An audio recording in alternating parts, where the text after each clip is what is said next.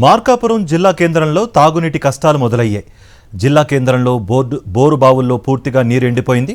సాగర్ కుళాయిల ద్వారా 5 రోజులకు ఒకసారి అందిస్తున్న నీటి సరఫరా కనీస అవసరాలకే చాలడం లేదని ప్రజలు వాపోతున్నారు. పైప్ లైన్ పగిలిపోయి నెల రోజులుగా తాగునీరు వృధాగా పోతున్నా మున్సిపల్ అధికారులు పట్టించుకోవడం లేదని ఆరోపిస్తున్నారు. పైప్ లైన్ లీకేజీ కావడంతో సుమారు 1000 లీటర్లు తాగునీరు వృధా అవుతోంది.